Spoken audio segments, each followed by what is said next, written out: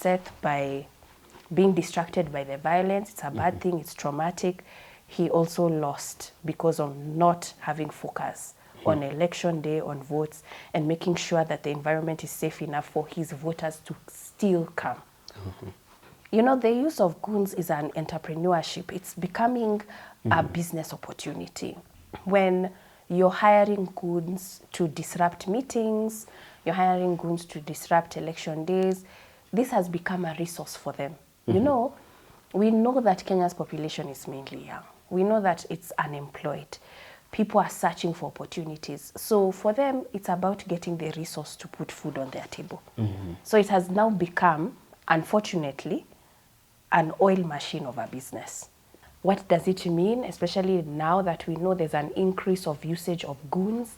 IBC needs to have a plan, because you've even talked about the police as well.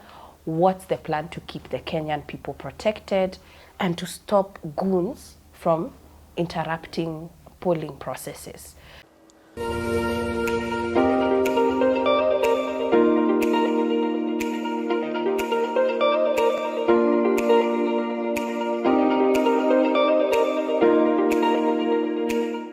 Good to see you on Richard Mwanja Exclusive.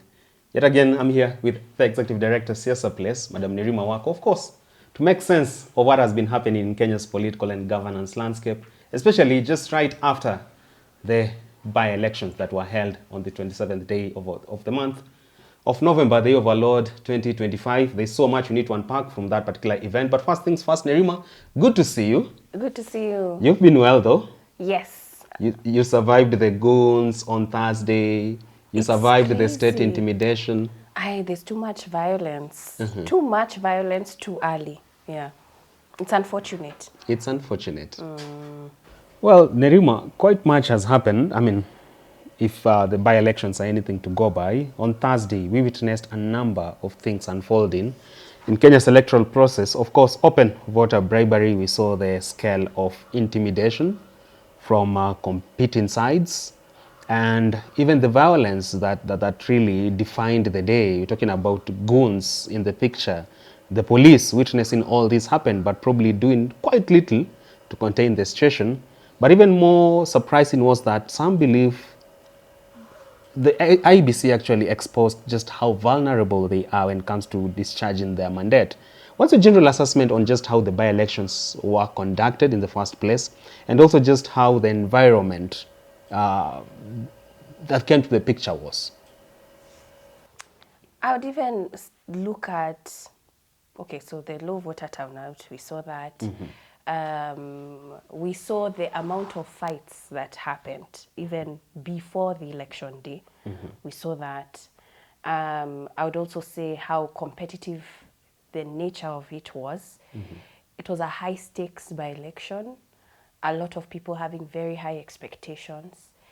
I would say that things didn't really turn out how I expected in some areas. Surprised about independent candidates taking the day, making me also question the strengths of certain individuals in some areas.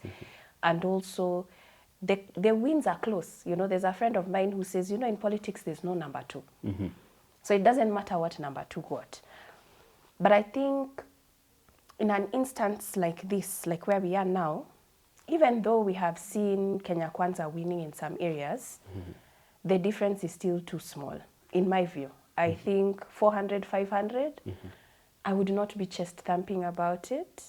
You would want a wave of a win, a gap of a win, just so you can feel solidified in terms of your win. So it's still a shaky, almost 50-50 grounding, even though you had so much strong machinery. It took you so much energy, time, the number of people who campaigned, resource. Are you going to be able to do that for 290 constituencies? No, you will not. So it's mind-boggling. It's just, you know, it's interesting to watch the way the politics is going today. Yeah. Seth Panyako wept. And he wept because of the intimidation that was leveled his way. We're talking about his personal assistants been stabbed, some been attacked by goons. Even he himself getting to a point of breaking down because he felt the animosity was too much just because you find me as a competitor. And some would say, yes, I want to go into elections 2027, but if the events that came at the doorstep of Panyako is anything to go by, then I just better sit back and not go into elective processes. Do you think Kenyans are invited to embrace this kind of fear? I like your question because, you know, a lot of people are saying, where are the Gen Zs? I would say, what's pushing them away? I mean, what person in their sane mind would want to go to a polling station where people are being stabbed? Where you already saw, even in the primaries, that there was so much violence. It's going to chase, first, women. Secondly, it's going to chase people with disabilities. It's going to chase young people, specifically young women. And then, of course, you're going to have a low voter turnout because it's not encouraging. You are not going to walk into a place of danger. Why would you walk into a place of danger? So the people who are going to make it to the polling stations are the ones who have a capacity for violence, which is a lot of young men. And so now it becomes a competition between goons, and it becomes a competition between gangs. I would say that election day is one of those days that you have to start preparing for as early as 6 a.m. when you're mobilizing your strongholds. And when the violence started, it's unfortunate that it happened. I think that the repercussions need to be dire. This needs to be used as an example. Whoever caused that violence must pay for causing that violence. This is also something that parties need to be held accountable for. PPLC needs to come out strongly and punish the parties involved, the leaders involved, so that going forward we know in the general election, this is not something that we support. As country, as institution, even as IEBC, they should have called out that violence. I'd be surprised if it's called out as being a valid election, because it means that people were dissuaded from being able to participate. Even when you have instances of people burning ballot boxes, burning ballot papers, this cannot count as a fair, credible election. And that day, he did go to the police station. He did spend a lot of time fighting, which I understand. He was very frustrated, but it is also an election day. That was a tactic to keep him distracted, and it did distract him. So unfortunately, they won on that part, using violence, where now he ended up making noise, going to the police station. We saw people who were met with violence, with blood on their shirts, and they stayed at the polling station. They were like, we are not going to leave this ground. We know today it's a battle day. People are sending goons because the results are not going the way they want them to, and they see it. I will stand guard, and I'll make sure that the election day carries on. I can report this later. So I would say that Seth, by being distracted by the violence, it's a bad thing, it's traumatic. He also lost because of not having focus on election day, on votes, and making sure that the environment is safe enough for his voters to still come. Nerima, you've gone on record on this particular program talking about even this goonship, this culture of goons to settle political scores is a creation of the politicians themselves. So if you see George Kaluma being attacked by goons, Seth Panyako as well, is there anyone from the political class who will now say, I am immune to these goons, much as we are the ones creating it? Are we probably looking at a case of maybe it's only President Ruto or Rigathi Gachagua, the main opponents who are immune to this goonship, or even at some point them too could be casualties of this baby they have created? They will be casualties of these babies because, you know, the use of goons is an entrepreneurship. It's becoming a business opportunity. When you're hiring goons to disrupt meetings, you're hiring goons to disrupt election days, this has become a resource for them. You know, we know that Kenya's population is mainly young. We know that it's unemployed. People are searching for opportunities. So for them, it's about getting the resource to put food on their table. So it has now become, unfortunately, an oil machine of a business. A way of life for them. It has become a way of life. And so now when you encourage, it's like when you feed, a baby crocodile. And then all of a sudden you start, as the crocodile grows, the crocodile will have expectations. I'm growing bigger. Yeah. So now you give me bigger meat. Yeah. So now I don't know how these politicians are going to say, okay, now we must stop. We're feeding a monster. Now we must stop. Now when you starve that monster, the next thing that crocodile is going to do is come and eat you. Eating the owner? It will eat the owner. That's what's going to happen. It will come full circle. So right now, you think you can pay these goons, you can control them, you can manage them. My friend, there's some things you cannot manage. As soon as you say you've done your part, thank you, it's enough, they will have expectations and wonder, why has this resource stopped coming for me? You need to continue to find work for me because my families depend on it. And that monster will end up eating you.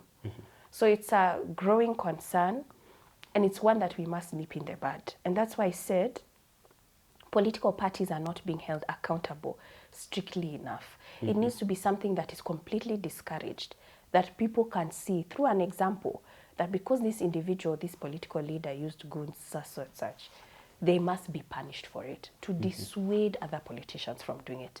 But unfortunately, what we're seeing is those people who are using goons are getting elected, or they are getting further. If we continue to see politics rewarding violence, politics will continue to get more violent. And that's how you will have less people who could be very good political leaders going for political seats. We are actually creating an environment where the only way you can survive is either being a gangster, someone who does wash, someone who is related or knows a goon. That's what we're creating. And if we're not careful, these are the only choices that we will be having on our ballot papers. People who have the capacity for violence. And it's unfortunate because you will find very, very, very, very few women who can match up to that violence. In fact, it will chase them away from political leadership very, very quickly. Unfortunately. Unfortunately. If Tanzania's case is anything to go by, we saw Samia Suluhu, descend on her opponents actually using such violence whereby people were attacked and some were intimidated. So will we be naive as Kenya to assume the events of Tanzania will never happen to us in 2027? Do you invite us to use what we've just seen as a blueprint of maybe what's going to come in 2027 if we are not cautious enough? Absolutely. I think every country is a learning for us. We should never ever think that can never happen in Kenya. That will never happen in Kenya. I believe that there are lessons even in our history of how mankind have been so inhumane to each other and how to never get there again. And I'd say even with Tanzania, there's also been a lot of cross-border solidarity. We would have never seen the reports if some of these anonymous links were not formed. And many of them were formed through partnership of Kenyans also supporting Tanzanians to make sure that this information gets out. Working with the diaspora, insisting on reporting to institutions of power, even though, other presidents had quickly recognized her as president, with a turnout that was ridiculous and we knew was false.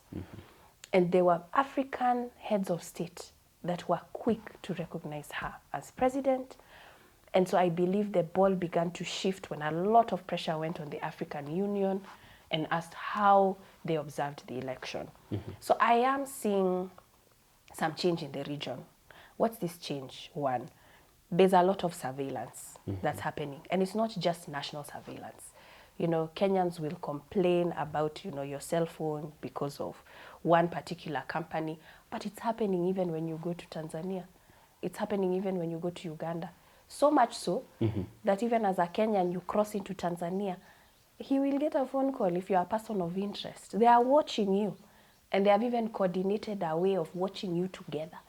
They have decided to do this as a team. So what happens in Tanzania, we should be very concerned about it because they work as a team.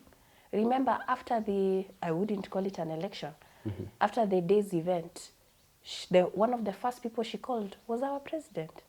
She called our president, she called Museveni.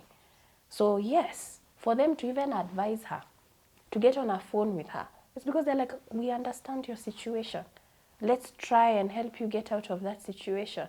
So this is something that can definitely happen in Kenya. If we do not stand our ground, it can happen. So we must continue to express the injustices. We must continue to push institutions to hold these leaders accountable. They cannot behave as if one life does not matter. For us, it's every life counts.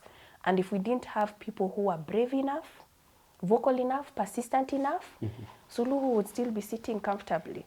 But it had to take people also outside Tanzania to support Tanzanians inside. That solidarity is going to be very, very important, and Kenyans will need that solidarity in 2027. We must have our neighboring partners also stand firm with us. So Jumuiya yetu seemingly only exists to the extent of suppressing dissenting voices. That is true. Nerima, That is true. let's backpedal a bit. We saw some state officers, and in this case, CS Ruto could take hostage of a polling station in Mbeere North. And even in other constituencies where there are by-elections, you could see state officers, serving state officers like Alfred Mutua CS or CS Alice Wahome, present there, meddling in the electoral process. Well, they said we are just oversighting how transparent the process is. But at the end of the day, we saw open intimidation of opponents, open voter bribery.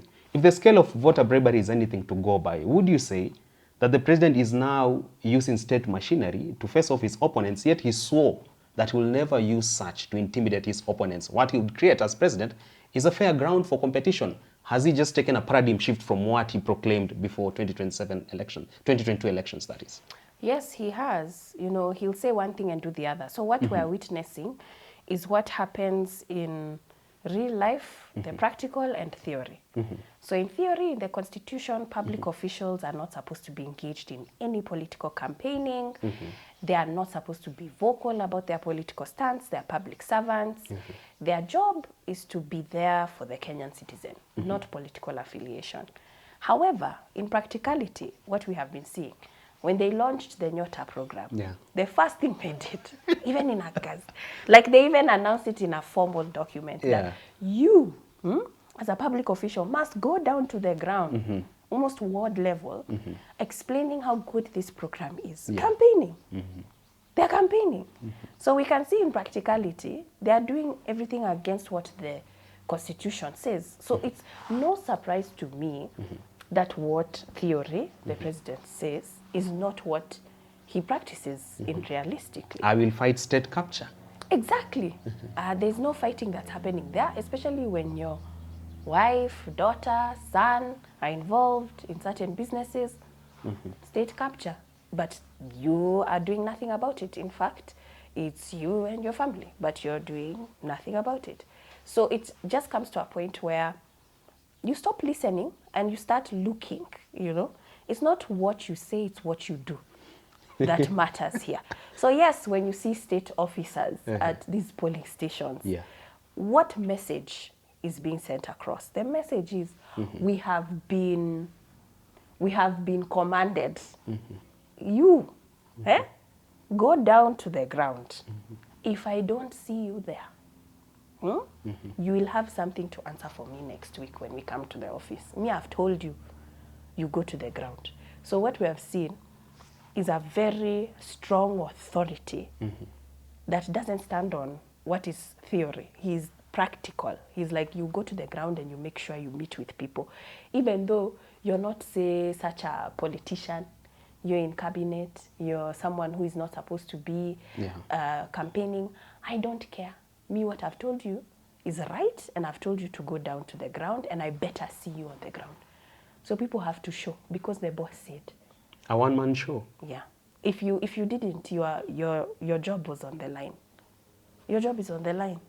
If you didn't, your job is on the line. To the point of Speaker of the National Assembly also meddling in the politics of the day, that just shows you probably how we are compromising with Parliament. Because essentially, Nerima, if we were respecting Parliament, then the executive or even the president would be bound down to the legislature. But seemingly it's the other way around. What danger lies in that aspect? Because we've seen Wetangula meddle even in the by-elections that were just concluded.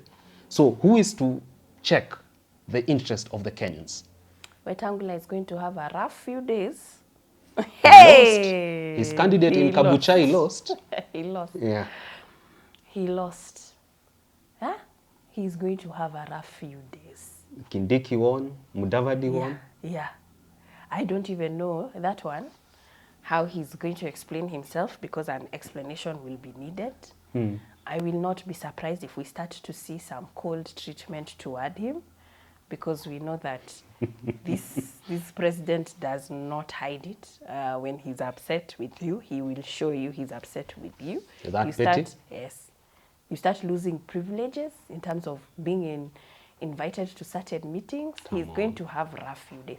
You know, this was their moment to, what's the word? You know to prove themselves that they are men worth their salt. This is it. Fire, see fire. Fire! This was their moment.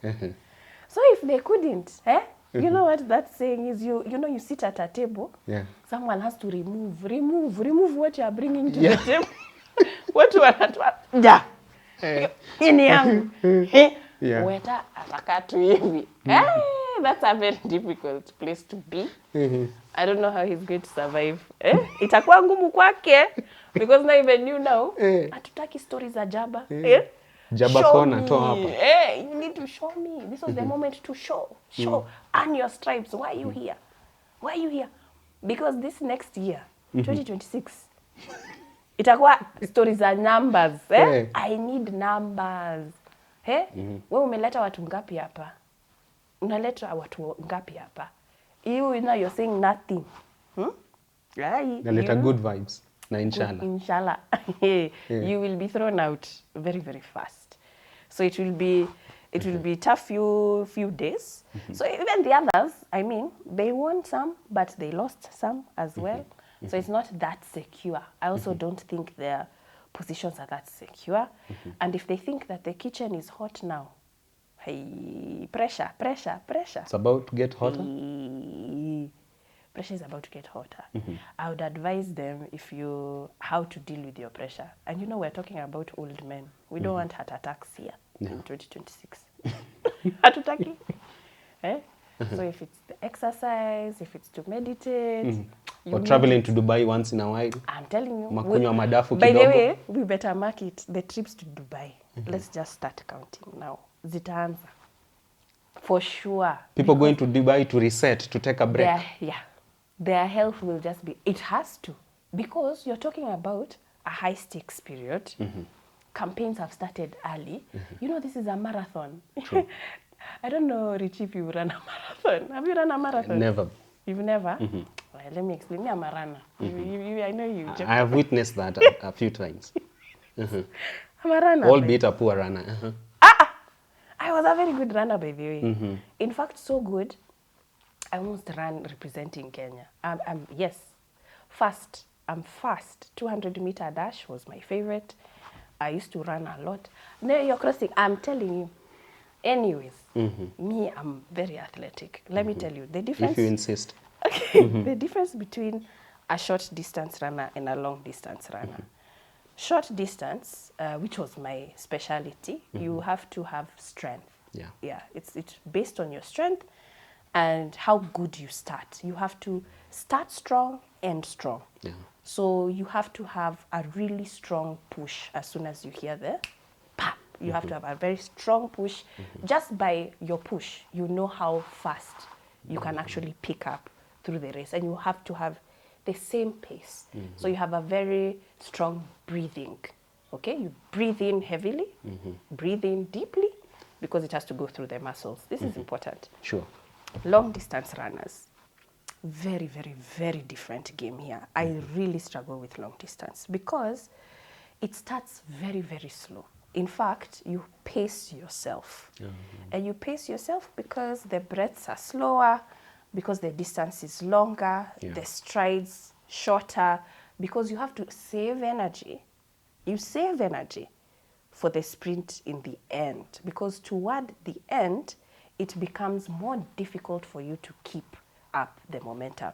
So with long distance, it's easier to start. It gets to a point where in the middle, your body is screaming at you to stop and quit. You can feel it in your muscles.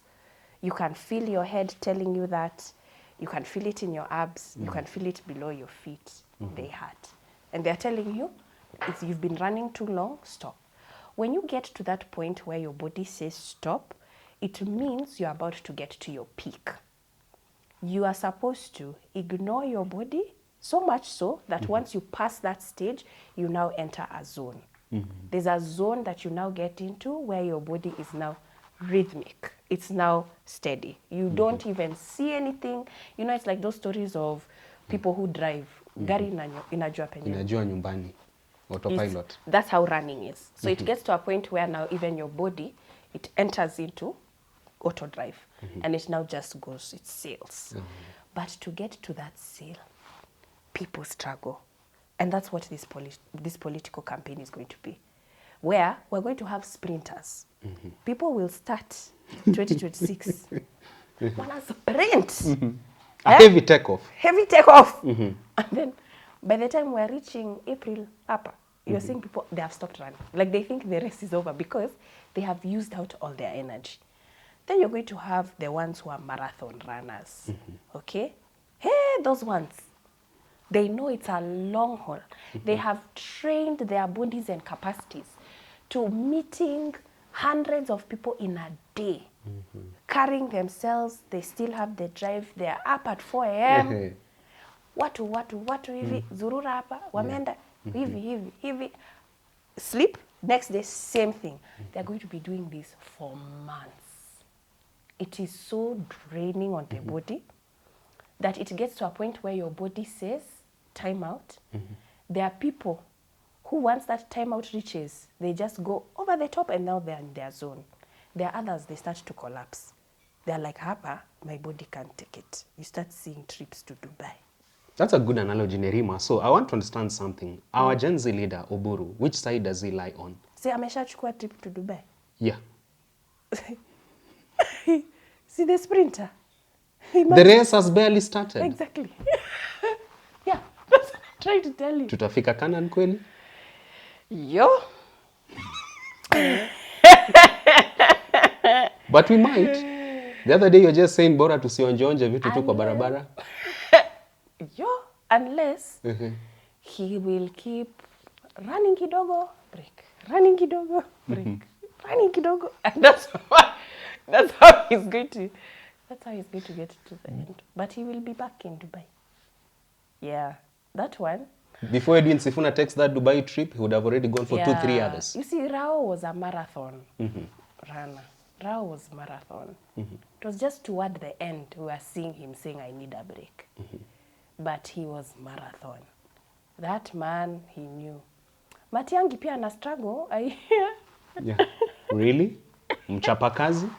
He did well in Kisii, Nyamira. He did well. But that guy, when it comes to campaigning, I've already heard stories about him. You know the way they do tours? Yeah. You start in Lokichog, you end in Mombasa within the same day. I hear he struggles to finish a tour. Like he will start, then once they have stopped in their destination 2, ako like, mimi nimefika mwisho yangu. I'm finished. He will have to, I was going to say something, but... The point is home. Yeah. The point is home. Nerima, let's circle back a bit and talk about the vulnerability of some of our independent institutions. In this case, let's take a deep dive on IBC, how it conducted the by-elections on 27th day of this month. Well, that was a litmus test for them when it comes to even how credible they are going to discharge their mandate, the credibility in the discharge of their mandate, and even the transparency they are in. Also, there is another institution, the Kenya Police Service. It was expected, of course, to enforce the law with some sense, with actually impartiality in the picture. Do you feel these two institutions, especially IEBC and the police service, failed on that particular test? I wouldn't say that they failed. I did like seeing in some areas that there was openness, not in all the polling stations, but especially like in the counting process. You know, even when we talk about polling stations being open at this time, it is not a simple thing to do. I've been an observer before, and even witnessing some countries, there are some polling stations that don't open on time.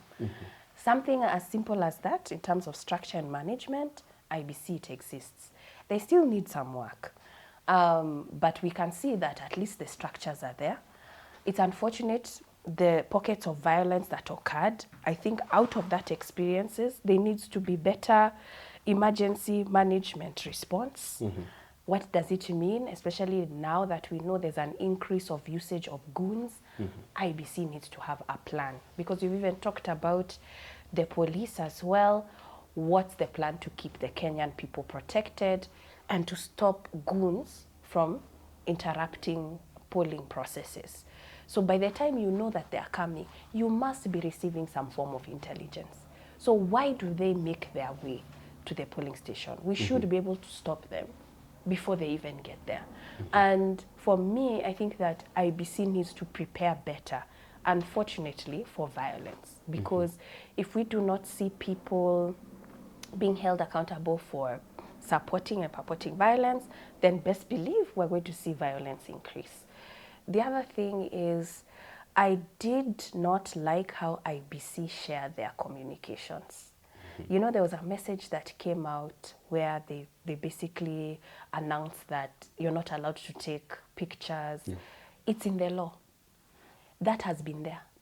But they're not saying you're not allowed to take pictures of Form 34, you know. But there was a bit of miscommunication that came directly from them. It's very difficult, especially in a period where you're talking about us just having protests over the last 2 years. And there's a huge disconnect, distrust. You know, young people don't trust the IBC. And then in your announcement, and they had put it up on X, it was do not. How do you start a statement on do not? You know, I think there's a lot that IBC needs support with how to communicate their mandate, where it doesn't come from a place of you're the criminal, like you're the one who is at fault, and it's because of you. We're warning you. We are warning you. Like you're already being looked at as a bad person. Where? You're the blemished lamb. Yeah, they cannot continue to communicate in that way, because remember, there's already a lot of news going around why we shouldn't trust the IBC. So why would you come out and support that news by saying do not, like you're commanding, rather than being seen as a partner and a collaborator? And you're right, Nerima, because ideally, many have argued that IBC should be beyond suspicion, just like Sisa's wife, beyond reproach. So if then again, what happened in 2027, some believe it never reflected the will of the people, like now Njeri Maina and lawyer Ndegwa Njiru, they have disputed the Mbeere North by-election and say, we are going to court. What we saw there was not the will of the people. IBC was not transparent enough when it comes to conducting that election. Do you feel IBC is increasingly putting a nail in their own coffin when it comes to trusting it is anything to go by? I think that elections will always be contested. There are people who will say they have lost an election. They'll say that I'm not a sitting member of parliament, I'm a standing member of parliament waiting to sit. You know, there are people who will refuse that they lost an election, and some of them, it's been stolen, but majority of them have just refused to accept. Perennial petitioners. Yes, they can be. But I am so glad to be a citizen of a country where if there's dispute, you can use legal process. So yes, if you think that it wasn't transparent, take it to court, you know. Let the courts tell us, let the courts determine. So for me, it's let them take it to court. They have every right to take it to court. They have to prove, they have to show evidence. If the evidence is there, we will know. If there's no evidence, they will then be declared the winner, and life goes on. A few weeks back, you took concern with just how much time is wasted when you go the court way. You're talking about the Kenyan judiciary oftentimes lagging behind when it comes to making critical decisions when they really, really matter. So even if Ndegwa Njiru and Njeri Maina go to court with regards to Mbeere North by-elections, do you see this petition taking even many months than record time that we all should desire when it comes to just when the ruling should come into place? That's true. Our courts are overwhelmed with cases, and it can delay. But I think that the action of doing it is what matters. it's more important to air out your grievances and to take action, no matter how long it takes, in my view. I feel that's how we test our institutions. I wish they could be faster, but I would rather that people who have grievances and have evidence take their matters to court. I would. And this is also very good for our judiciary to be able to practice, to be able to hear from different sides and make a decision. That's what builds countries. That's important. It's not based on a particular individual's opinion just because they sit in State House and they say this person has won and they win. I think it's very important to have criticism, especially if it's criticism with evidence. I think that's what makes democracies, and I would encourage it. I would. I'm on the side of going to court if it's necessary. Talking about democracy, Nerima, some would believe that democracy seemingly belongs to one or two persons in the political class. Yet the right owners of democracy are the people. So if you're going to cast aspersions and probably say, I think these elections were just about a Ruto show, everything had to go his own way, how then do we restore Kenya to a path whereby the people feel we own the democracy and we've exercised it to the level, to the best level possible, and what comes out at the end of the day is true reflection of my will as a person? I believe that there's a lot of framing that hasn't been done right. I think we've been seeing in a lot of our mainstream media where they are making it about 2027. The bigger question here is, why are young people being turned off by participating? That's the bigger question. I would worry about why the majority population is not showing up. Why do they feel distant from contributing to nation building? That's the bigger question. Why are they an afterthought? Yeah, they're an afterthought because young people are not at the table and young people are not at places of power. So, I mean, if you're always going to see the same people around you, you will only think about the same people around you. That's why they're an afterthought, because they're not in your face all the time. The first time we saw young people in power's face was the protests. And then the conversation changed to Gen Z, Gen Z, Gen Z, Gen Z, Gen Z. So you can see media really grappling with bringing in the Gen Z story, but I think the angle is wrong. They're bringing in the Gen Z story and they're saying they will let us down again. These guys make a lot of noise, but they never register to vote. But they're not asking them, why are the Gen Z not registering? That's the question. And I think that once we ask that question, we will start to see systemic barriers. Some people genuinely don't see a candidate that they can look up to. They don't feel inspired. They don't feel encouraged. They don't see the point. I thought Maraga was in their air at some point. Just how quick has the ground shifted? Even when you asked that question. Maraga's camp is struggling. It's struggling to capture that young person. It is. Barely 6 months in. Yes, it is. That's a limping baby. Very limping, and it's harsh, frightening. No, not really harsh, because I mean the takeoff was quite commendable, and that was the talking point. Maraga, Maraga, Maraga. If you're not going to say that they already having stumbling blocks their way, then that's underwhelming. Yeah, It's such a huge mismatch. Why though? it is a huge mismatch. I think that we are dealing with a political scenario, but the team wants to deal with it theoretically. Don't think that they truly tap into the moment, get the moment, and have the right people to capture that moment. I still think they are struggling with that. I do. And now with the exit of minds like Shakira Wafula, then that must be such a huge dent. It is a huge dent. Because these are the people who resonated quite well with the Gen Z constituency. Yes. And that was to believed to be the fire behind the Maraga candidature. I So if agree. Shakira exits, doesn't that now even speak about maybe a doomed future? It's going to be a difficult future for them. I know that Shakira is going to continue with her political ambitions, and I'm so proud of her for that. And I feel that she has brought out a different face to politics today, because even her announcement, she speaks to principles. Yeah. She speaks about standing her ground. I think it takes a lot of courage to do that. Values. Yes, she speaks on values. And I love that she did. And she's someone that I'm really looking forward to seeing in politics, supporting through politics.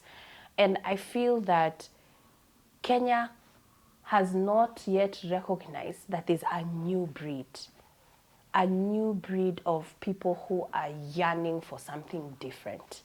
I do believe that Shakira has a community. And there are many of us, there are many young people who just feel disconnected with the choices that exist now. And I believe it's going to get to a point where people say it's enough. And we will see these new formations. Yesterday I was being told by two young women who are members of two new parties I've never heard of, which are still going through the formative stages. But these are parties that are going to show face. And it's mainly young people. Why are you laughing? Like I just hope they won't be briefcase parties, because every other person is coming up with a party nowadays. Ryan is about to come up with a party. You have laughed so. In fact, even a member of that meeting was Inject Party. But you know what? The idea is just to have diversity, because there's no way what the protests were about was something different, something new, accountable, patriotic, okay? We haven't been seeing that in the parties that exist. They'll say that. They'll say they're democratic parties, but even their party primaries show nothing about democracy. You're buying tickets. More of bargaining chips. Exactly. But you say democratic, but there's nothing democratic about your party.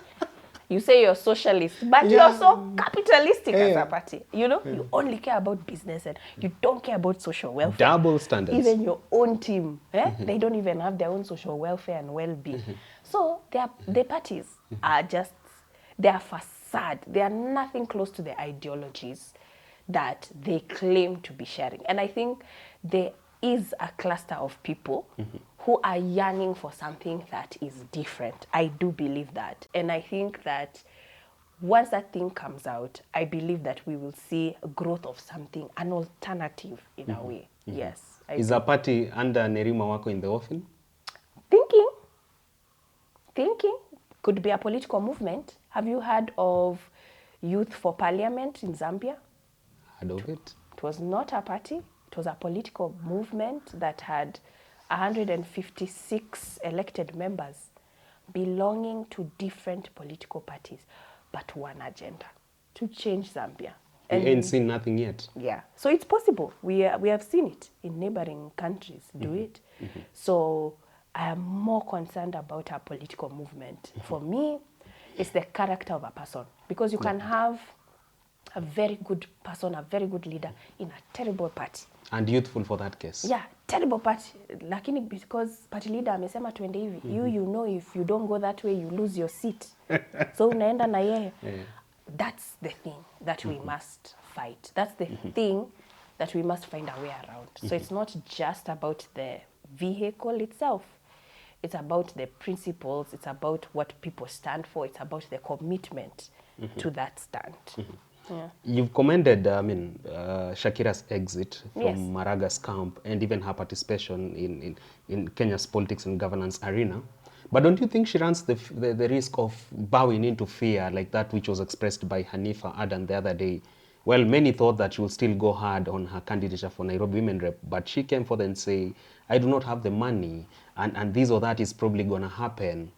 Well, if already the Gen Z can bow down to the fear of how we've elevated money in Kenya's politics, don't you think this is the same thing that probably could even bring down the spirit within Shakira in the near future? So there's a study that shows that when you compare men and women and they're applying for a job, men will look at the job, they like the description of it, even though they don't have the qualifications, they will apply. Women will go through every single line of qualification and actually check if I qualify. Some, if there are 3 that they don't qualify, they'll apply still. Some will say, I don't meet these 3 standards, I won't apply. I've just shared to you about men. Men, they'll dream and they go. Why? Because we're socialized that way. So the reason why I'm bringing that background is because Hanifa, the first thing she did was, I don't have the money. Yeah. ODM is going to back Pasaris. Does Mabonga have the money? He's already campaigning. Does Okayo? He's already out there. Did Morara have the money? He's already out there. So I'm just Even telling Salasia. you, and he was out there. So it's for us to understand the socialized dynamic of how we think and view opportunities. So for Hanifa, I would say that that's not unheard of. She will question and have that fear because we have been socialized to question. So before you enter a room as a woman, you're questioning whether I belong in this room. Men don't. They're just like, Ara? Kaende. Yeah, I'm here. Of course I belong here. I mean, I wouldn't be here if I didn't belong here. That is not the same narrative for women. So for Shakira, I think it was very courageous of her. And it also diversified her brand. The fact that she's saying her as a person. She's building her own identity. It's not an identity linked to a party. It is not an identity linked to an individual. And I think this gives her more playing room for herself. I think it's a phenomenal move to make and for her to build her own future. Rather than you're here kwa sababu hii chama ndo ilikusaidia. So now you feel trapped. I'm glad she left at a moment where she could build her own persona. So no, I think actually it gives her more room to experiment. And it also gives a breath of fresh air. We're so used to seeing young people being clustered, being clumped. Hanifa never came out and said she wanted to be women rep. That was being thrown at her. A creation of the people. Yeah, it's the people. The media. It's the people. Yeah. She never came out and said, I want to stand. And the people said, we support you. No, I think it needs to come from a place of, what do I want? And Shakira said, what do I want? And she said, I can't stay here because of values, so I'm leaving. And I think she is showing a different face of politics, especially politics for women. I think it was such a dynamic move to make. Would you invite her to join the Boniface Mwangi camp? Because some would say a combination of Shakira and Boniface Mwangi, that is lethal enough to bring this Gen Z punch just so to turn around things in 2027. I think they are friends. I think Boni has invited her a few times. I've had him do that as well. I think at the end of the day, it's up to her to decide.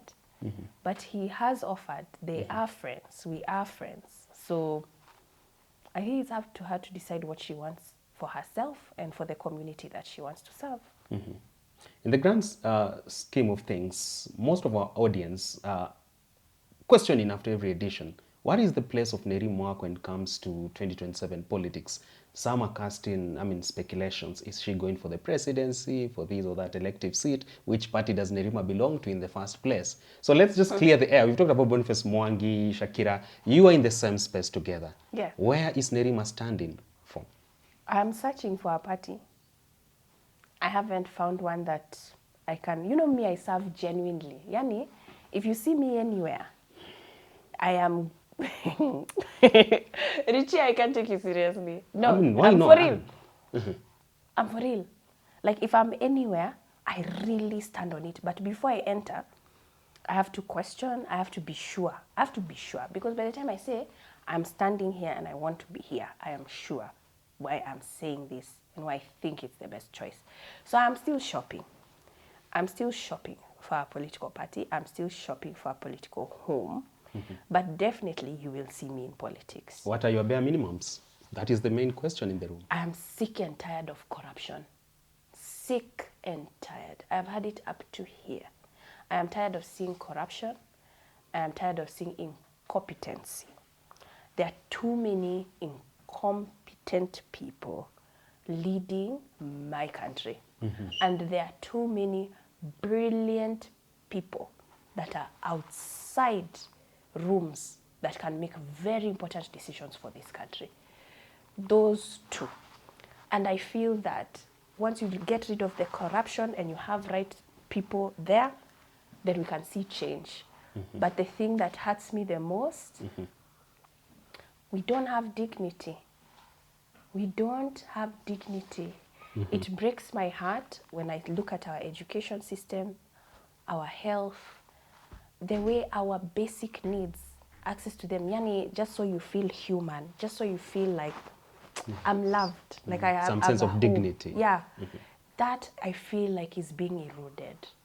And I really want that back. I really want our sense of dignity back. Yeah.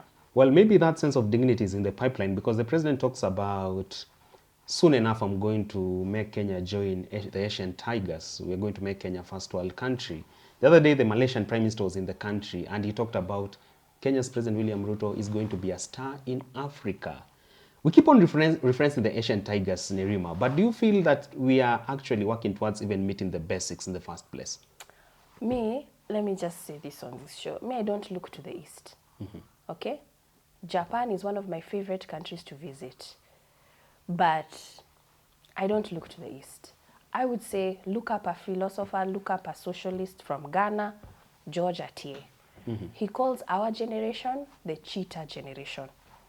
And the cheetah generation, we do things fast, we do things with precision, and we do things with passion. That's the young generation that we have. That's the cheetah generation we should focus on. The results will speak for themselves. They will speak for themselves. We have seen so many things come out of Kenya itself that is so forward.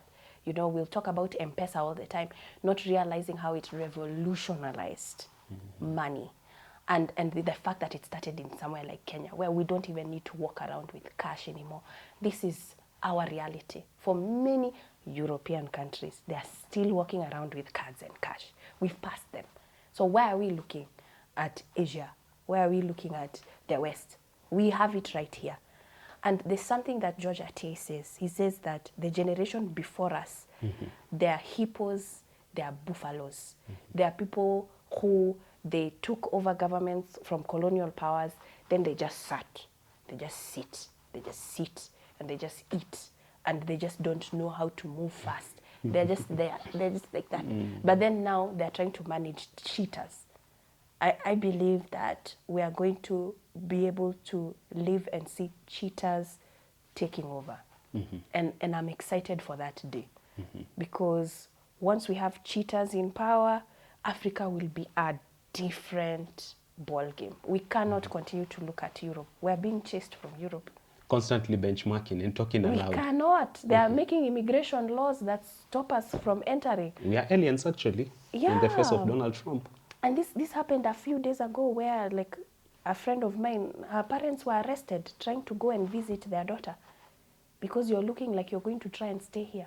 This is going to be our reality soon for many, many people as they continue to close borders because they want to keep Africans out. And then you're still trying to sell us to Saudi Arabia. Taking pride in labor migration, labor export. No, we have to look inward. We have to? We do. It makes sense. Then again, Nerima, well, we are at a situation whereby Kenyans are probably going to face bumpy times ahead because the president talks about us being that first world country, but that's going to come at a price. Trillions have been quoted, just what is needed to make us that Singapore of Africa. Do you feel going big on these roads, we're talking about dual-in of over 20 roads, that's the pledge from the president. We're talking about we want to build this dam and that other dam. The fundamental question in the room, should it be first making sure the day-to-day living of a Kenyan is at least dignified and they can even afford the basics before we go big on this infrastructure? Do you think there's a mismatch in our priorities so far? Yes, because infrastructure, who can use the infrastructure? Who is it benefiting? Is it big business? Because the local average citizen, they depend on small-scale farming, they depend on chamas, table banking to be able to, it's a community setup. And so I do believe that once you have an inspired generation, they just have enough food to be able to just think about the future, then you will build a nation. Unfortunately, we have people so overwhelmed with stress and making ends meet, they don't have time to dream. You can't dream. How can you dream about the future when you can't even, you are thinking about what to eat for dinner? How do you dream? How do you sit and dream about a big Africa if you can't even think, what am I eating for dinner? You are just thinking dinner, dinner, dinner. Then when you get some food the next day, dinner, dinner, dinner. You're never thinking about the future. Constantly in fear about what tomorrow holds for you. Yeah, so your main job is, what can I do quickly enough to let people settle, to think and dream big? Because the ideas will come in from citizens. The passion will come in from themselves to want to do better for country. And that's what's to support, these mid-sized businesses that trickle down to communities anyway. And it's the smallest of things. People just need environments that they can thrive in. But when you bombard them with high taxes to do these things, then they are just constantly thinking about this day and how to make ends meet on this day. Then you can't have a population that dreams. And then I think that's why we also have a low voter turnout in young people. Because you're telling them to come out and vote for their futures. These kids don't think they have a future. They're already depressed. They're already unemployed. They're already struggling with their everyday lives. And when they actually see the Oxfam report, they get more depressed. Suicide rates How are can even 125 high. People have combined wealth of 42 million Kenyans? Exactly. The inequality. Can you imagine? Now you are telling people the majority population who is living in poverty, you are never going to make it. There's just no room for you. There's no opportunity for you to be able to, and let that sink in. And then you expect them to come out and vote, be excited about the next president. I mean, why would I be? My day, every day is miserable. Gen Zs are the sleeping giants. Just a passing cloud. Too much noise. Zero impact. They will be surprised once Gen Zs just flip. And it'll be another trigger. Because even when you look at all the moments where resources were mobilized, you know, for even like Kaluma Boy, for instance, it was social issues. An unwell father, I'm working hard on a tea farm. Every day I'm doing my best to support my father. Access to basic needs. And Kenyans said, enough, we'll help you.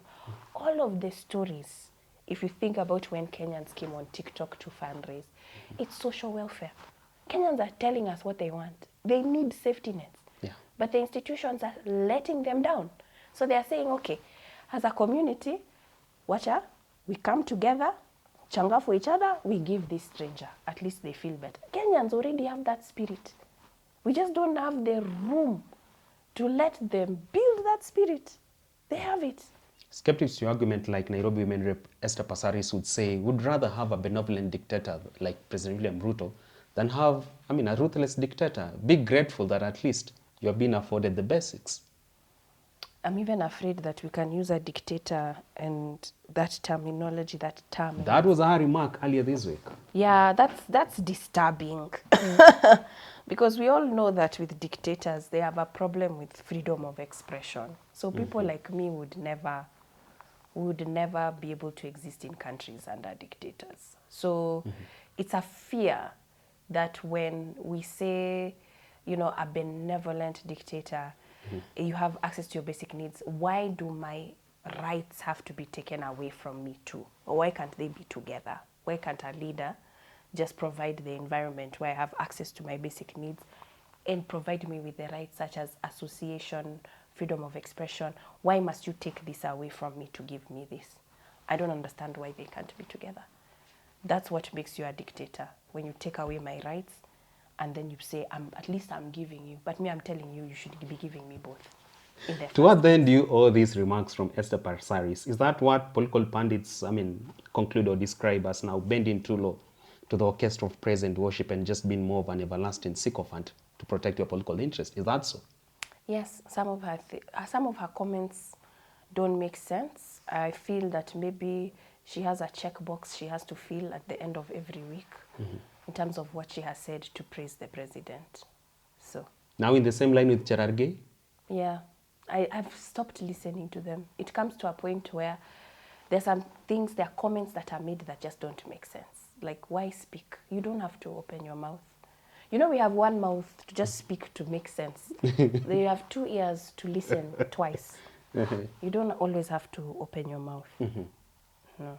Finally, Nerima, in the interest of time, let's rope in some economic sense. And clearly, Kenyans are questioning, I mean, the desire within government to go the privatization route of some of our state corporations, just so to realize some sense of financial stability or financial muscle at play.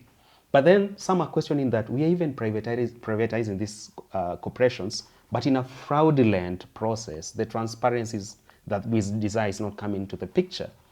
Well, Article 10 of the Constitution will demand us to be really transparent, even in our government transactions. But some would say the president is leading Kenya as if it's a secret society when it comes to transactions between government and other partners out here. Do you feel it's more of just budgeted corruption in the picture and not really gearing towards even meeting our financial inadequacies? Yes, I feel that it's more of a move for individual interests. It's about people who want to own things, and it's mainly friends who are owning things. It's not for the benefit of Kenyans, and it's unfortunate. That's why those processes are not transparent. And so what I do see is greed. Greed at the expense of the Kenyan citizen. In the name of PPPs? Yes, in the name of PPPs. Yeah, you know, you can fool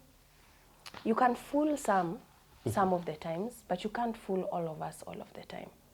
You can't. There are people who are seeing right through that. And for these officials to think that they're going to get away with it, they'll have a rude awakening, because they're dealing with generations that push for justice. People will pay. They need to know that. They will pay. They're in government now, but you're not in government forever. And there are people like us who do not like injustice and corruption, and you will pay. And so right now they might think that they will use all their powers to secure all their needs and stay. We have watched dictators scramble for their lives with their family members and leave entire countries because the masses have said it's enough. Don't you go to bed thinking it can never be you. You can think you're securing so much. You will lose it because you gained it in very... It only takes a moment. It will. I can say that with so much authority. In our lifetime, Nerima? In our lifetime. Richard, we are too many. We are too many young people living in poverty. You're right. So you expect people to die while they watch you languish in your gold-plated toilets? Or you and I to be squatters because all the land has been taken by other people. Just think, in any system, we have seen people push back. When the rich get too rich and they're too few, the masses always push back. Every history has shown us, even the French Revolution, every history has shown us countries who go through revolutions. So for them to think that this is something that they can manage as they continue to eat up and eat is surprising to me. History should show them different, that nope, actually history, because it repeats itself, you will lose it. Narendra Raval, I mean, founder Devki and the lead therein, believes that the president is doing a marvelous work, perhaps why we should grant him a second term, and even speaks into maybe we amend the constitution to even give him 20 years in office. I was speaking to an Indian friend the other day, and he was telling me, anytime Devki Ona, Narendra Raval speaks, I cringe, even as an Indian. He should. But anytime Vimal Shah speaks at a forum, I feel so proud. I can see someone harboring the best interest for Kenya. We feel they are doing the best for our motherland. Do you think this comparison is welcomed from your lenses? Vimal Shah, Narendra Raval, one a complete disappointment, the other one they feel he's doing the very best to make Kenya a better place. Absolutely. There will always be dissenting opinions in any community and personalities. So I'm glad Vimal Shah exists. In fact, Vimal Shah is a good friend of mine, and I'm glad that he encourages and stands on patriotism. So it gives me hope that there are people who will not be influenced by lies. He won't shout two-term to secure his business interests. He won't. And I'm glad that there are people like that. Honestly. He should come on the show. You need to extend that invite then. I can ask. All right. Well, there you have it. At that point, we bring the conversation to a wrap today. Of course, discussing a raft of issues in the world of politics, governance, and a bit of economic sense. And more particularly, we've dived into the by-elections that were just concluded on the 27th day of this month. Of course, so much had happened. But more surprising was even how some of our institutions failed the test. And more alarming was the scale of violence that we saw out there. Of course, Nerima Wako doesn't agree with how the day unfolded, says we can do better as a country, we can do better as citizens, we can do better as leaders. So then again, it remains to be seen whether we shall tap into her nuggets of wisdom. Nerima, good to see you once again on the edition. Good to see you. Always a pleasure to have your insights on board. Thank you. We wait to do this again with you sometime soon. Next week you won't be there? No. Traveling again. Then you come back for one more show? Yes. Then we go for Christmas. All right. Do enjoy the rest of your viewing. I'm Richard Mwenja. Get Nerima at Nerima W across her social media handles. If you want to know more about Siasa Place, the organization she founded and heads, Nerima is going to tell us more about that. Yes. www.siasaplace.com. Yeah. All right. Partner with them, and of course, they're doing an incredible work. So just so you become also part of those building this country that is Kenya. We get to do this again next week. Do enjoy the rest of your viewing.